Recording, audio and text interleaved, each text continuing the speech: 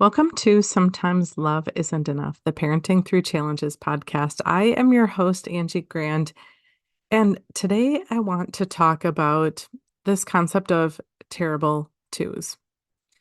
And I was thinking as I pressed record that perhaps I've talked about this before, but I wanted to bring up this topic again for a couple of reasons. One, I think that as humans, oftentimes we need to hear things multiple times before it really sinks in, before we break old patterns of thinking. And oftentimes we need to hear things multiple times, or even for myself, I need to hear it and then I need to talk it out sometimes here with you, sometimes with people in my everyday life, sometimes conversations with myself. But sometimes some of us need to talk things out in order to come to a deeper level of understanding when we're learning a new concept. And so, for as long as I can remember, I mean, probably back since I was a young child, there has been this concept of the terrible twos. And this, at least in the Midwest where I live and was raised, this concept that toddlers will act like awful humans, and as adults, we either tolerate it or punish it, or some laugh at it, but that this idea that it's just a normal part of the 2-year-old phase and that it's something that's out of our control. And so I want to dispel some myths around this concept of the terrible twos today in this episode. So, in this episode, I want to dig into maybe some myths about the terrible twos and to challenge you to consider different ways of thinking about toddlers. And here's why. Because when we go at our, parenting or grandparenting, or if you're a clinician working with kids or a neighbor who has, toddlers, or whatever your role is in a toddler's life, if we go into that relationship assuming that they're going to misbehave, assuming that that it's just a rite of passage for 2-year-olds, and assuming that there's nothing that we can do to um and I'm not thinking about like alleviating their distress, although hopefully that's an outcome of it. Because the purpose of this episode is not to say like let's do everything in our power to stop the toddlers from crying. Not at all.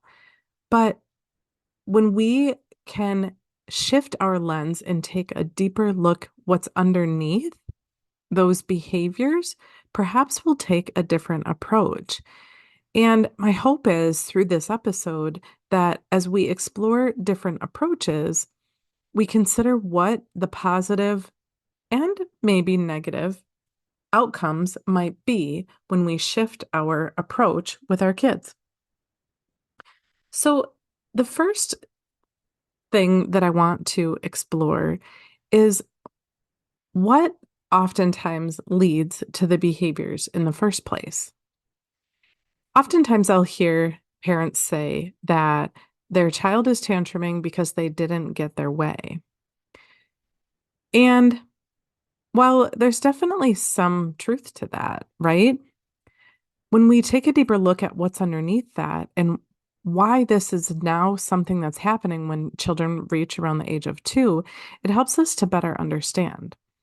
So when we put blame on our kids, when we say they're acting out because they didn't get what they wanted, it almost comes with this applied assumption that they're spoiled or that they always get what they want. And when they don't get what they want, they cry or they tantrum or they throw themselves on the floor or they hit their brother or they break something or whatever their tantrum looks like. But I think that all too often we forget that toddlers don't have a frame of reference, right? they're new here. They've never done this life thing before. They've never experienced what life is like. And so they don't have a frame of reference to understand what's happening when they're denied access to something that they want. They just have now come to this place, this ability to have this awareness that they could ask for what they want. And sometimes they get it, which if you think about what's happening with a 2-year-old, just a few months before that, they didn't even know how to ask for what they wanted.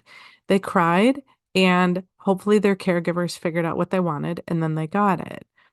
But when toddlers have this huge cognitive shift where they start to have this awareness that they can do things to make changes in their environment that can make them happy or sad, it becomes this huge shift in the way that they see their world. And so as parents, it looks to us, or caregivers, it looks to us like, well, they're just not getting what they want. But in all reality, they just figured out how to ask for what they want or to try to ask for what they want. And sometimes they don't get what they want, but they don't understand the why behind it. And so again, they're new here. They're just figuring this out. And they they're oftentimes their best next communication attempt after they've tried to ask for the thing they want, their next best attempt is to fall apart because, well, again, they're new at all of these skills and their emotional regulation is also new. And so that's the first thing that I want to just kind of open your awareness to that because I think oftentimes we forget that our kids, especially our toddlers, they're new here. They're new at this. They've not experienced these things before. I will often tell parents when, right, they tell their toddler, we don't throw blocks at the wall, or we don't throw blocks at your brother, or we don't throw blocks at the dog. But when that toddler came up with that idea, like, ooh, blocks, throw, right? And then they start throwing, and we tell them no, they don't necessarily, again, have a frame of reference to know what to shift that to. And so, because they had an idea, they were excited that they could put it into action. And then we tell them no, rightfully so, right? We don't want to encourage our kids to, hurt siblings or break things, but they don't know what else to do. And so, in that example, oftentimes one of the most effective strategies is to, instead of telling them, no, you can't do this, it's actually to tell them, hey, we don't throw blocks at the dog, but let's throw them in a bucket. And we show them what they can do to help, right? They had this idea, they were excited about it, they put it into action. And when we tell them no, they don't know where to go from that. So that's the second point that I wanted to make is that they shifting to a new idea can often be one of those causes of frustration. But when we can look at our kids through a different lens and start to see that they're not misbehaving, they just don't have many files to pull from at this point, it helps us shift the way that we approach them. Because I just see time and time again how easy it seems, right? Our child is misbehaving. They're kicking, they're throwing, they're screaming, they're doing whatever it is. And so many of us, myself included, were trained, whether through the way we were parented, what we saw on, TV, what we experienced in the school system. Maybe some of us learned professionally, watching our friends, as they were growing up. There's so many different ways that we were taught that when kids misbehave, it is the adult's job to correct that, to punish it, to address it, to make sure they know that that was wrong. And I'm not saying we don't teach our kids those things, but to really investigate first if what were doing really was wrong, if what they were doing really was making a decision to misbehave. Because the vast majority of times when toddlers, as we call it, misbehave, it's really just a really bad attempt at communication. They tried maybe a couple of different ways or a couple of different communication attempts and it didn't work for them. And so then their frustration is high and they've run out of ideas because they just have a limited repertoire to pull from. which is tricky to look at it that way when we have, highly verbal toddlers who are capable of explaining and sharing a lot of different things. Sometimes it can be really hard to look at our toddlers and realize they just don't have a ton of experience to pull from. So the other thing that I wanted to point out, right? Like these are clear communication snafus, right? The toddler had a plan and we disrupted it because what they were doing was unsafe or unkind. And we will oftentimes see behaviors because they just don't know what else to do. Another huge reason that we will see behaviors in toddlers is because, and this is kind of, maybe I should have said this one first, but this idea that up until around 18 months, sometimes 2 years, maybe a little bit sooner than that for some kids, but our infants and toddlers are one with their caregiver. They require their caregiver's assistance to fall asleep. They require their caregiver's assistance to know how to regulate themselves. That actually carries on for several more years. But they don't have this awareness that they're separate from their caregiver. And it is sometime between the ages of 1 and 2 that toddlers start to have this awareness that they're separate from their caregiver. They start to have this awareness that they can assert themselves and it has power, which is oftentimes why so many parents will say that one of their, after mama and dada and baba, that oftentimes toddlers' first word will be no, because it is so incredibly empowering when they can use that simple word to get a reaction out of the people in their life, to stop something that they don't want to happen, and they can have control over their environment. And this is a new skill for them, something they just realized. And so I often tell parents that, when there's, their toddler is saying no to them, that, it can feel frustrating, right? It can feel to the parents like we've lost control in our home. But what if this is a beautiful opportunity to really help to empower your kiddo to really hear hear or see the fruition of them saying no. When we can empower our kiddos to let them say no, and for us to give them the big reaction for that in a good way, like, whoa, yeah, you told me no, I heard you. I'm stopping whatever the thing is. It shows them that we hear them. It shows them that they matter. Which brings me to one of the next primary reasons that we tend to see a spike in behaviors around 2 years old. Because of this increased awareness that kiddos have, because of this increased ability to communicate, but to not really have a wealth of years of experiences to pull from, we'll see a spike in behaviors. And sometimes it's because of something that they want, right? They want ice cream and we tell them no, or they want to go outside, but it's, 95 degrees out, or they want to pull the cat's tail, but that's not safe, right? Sometimes it's because of something that they want and they've been denied access. But I would also encourage you to consider that when our kids are misbehaving, that it may in fact be due to an unmet need. As humans, there's some really core basic needs that we all have after, the basic needs have been met of food and shelter and warmth and clothing. There's some other really key needs that are, common to all humans.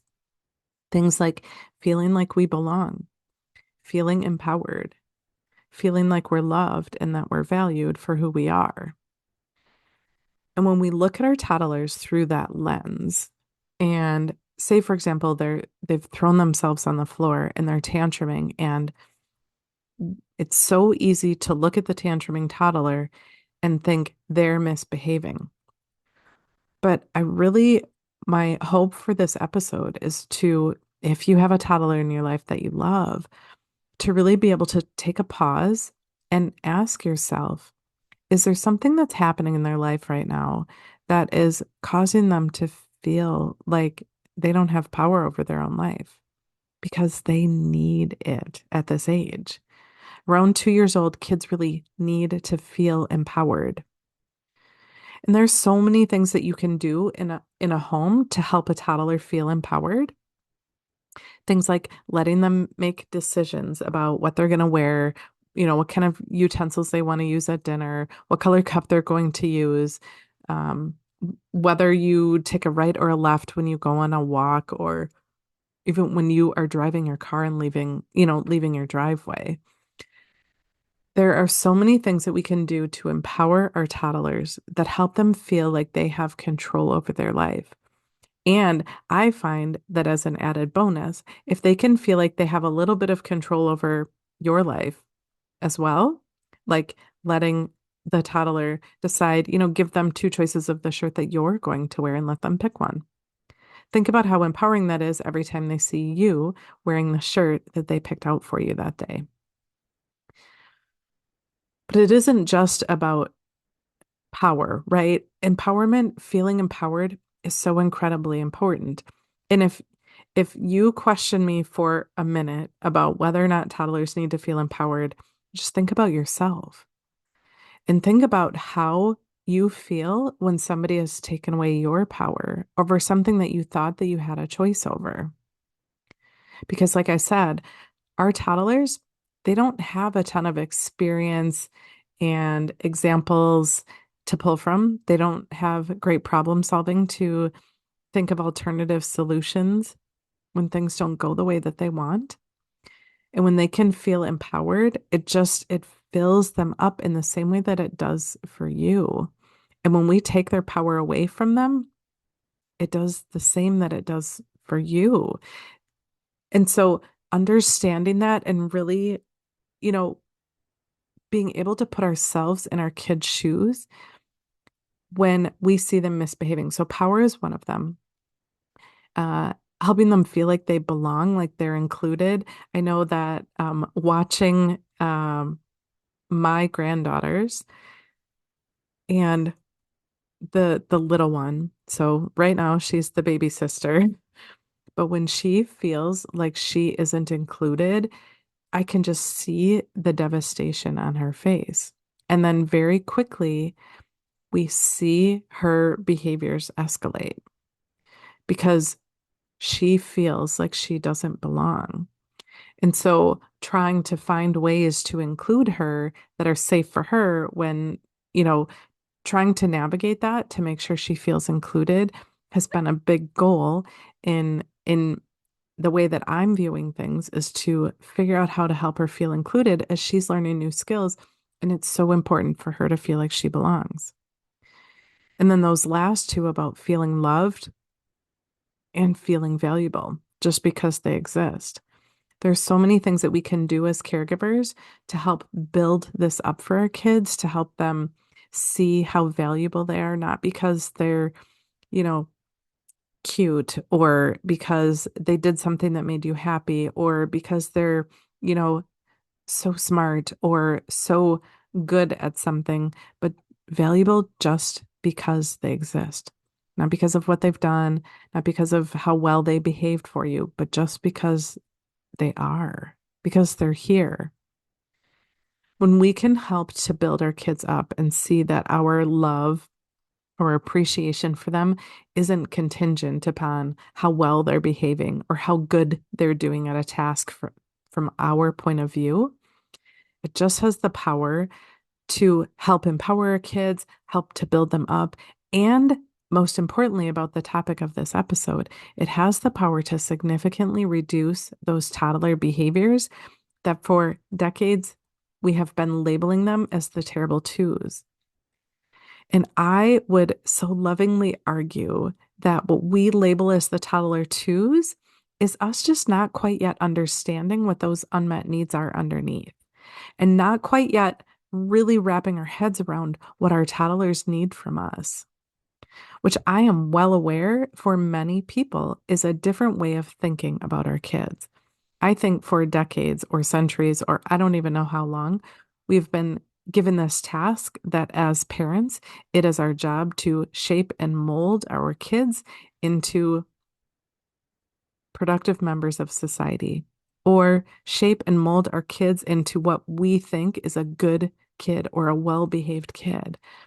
And I am here to challenge that because although I said, it would be great, or it is a highly likely outcome if we really meet these needs of our kids in a compassionate, unconditional, loving way.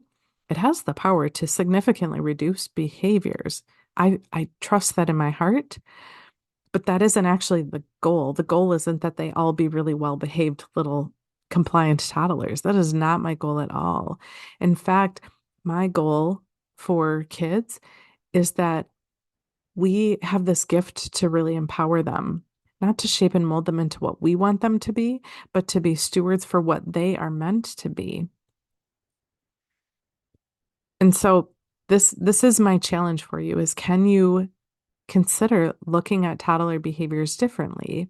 And I would love to hear about it. I would love to hear your thoughts and feedback about this because these kids really are the future. I know that's so cliche and people have been saying it for decades, but right now, today, it's 2026, and things are shifting for our kids. Things are shifting on our planet. We feel it, we see it in our kids, and our kids need us to wake the heck up and see them differently than our parents saw us.